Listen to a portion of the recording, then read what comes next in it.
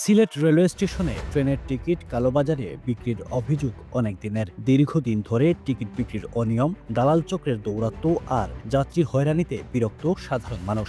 সম্প্রতি ঢাকা সিলেট মহাসড়কে যানজট ও দুর্ভোগ বেড়ে যাওয়ায় ট্রেনের প্রতি আগ্রহ বেড়েছে যাত্রীদের। আর এই সুযোগে সক্রিয় হয়ে উঠেছে এক শ্রেণীর টিকিট ব্যবসায়ী ও দালাল চক্র। টিকিট যার ভ্রমণ তার, এই স্লোগানকে সামনে রেখে র্যাব ৯ টিকিট কালোবাজারে রোধে মাঠে নেমেছে। গত ২৪শে অক্টোবর বৃহস্পতিবার জেলা প্রশাসনের সহযোগিতায় র্যাব ৯ সিলেট ক্যাম্পের একটি বিশেষ দল রেল স্টেশনে অভিযান পরিচালনা করে।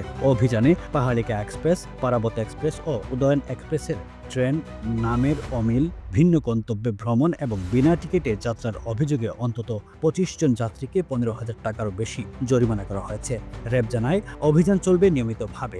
যাত্রী হয়রানি ও টিকিট বাণিজ্যে জড়িতদের বিরুদ্ধে কঠোর ব্যবস্থা নেওয়া হবে। এ সময় যাত্রীরা জানান, টিকিট বিক্রি শুরু হওয়ার কয়েক মিনিটের মধ্যেই অনলাইনের কোটা শেষ হয়ে যায়। পরে সেই টিকিটগুলি বেশি দামে কালোবাজারে বিক্রি করা হয়। যাত্রীদের দাবি, রেল কর্তৃপক্ষ ও আইন শৃঙ্খলা বাহিনীর নিয়মিত তদারকি থাকলে এই অনিয়ম বন্ধ হবে এবং প্রকৃত যাত্রীরা স্বস্তিতে ট্রেনে ভ্রমণ করতে পারবেন।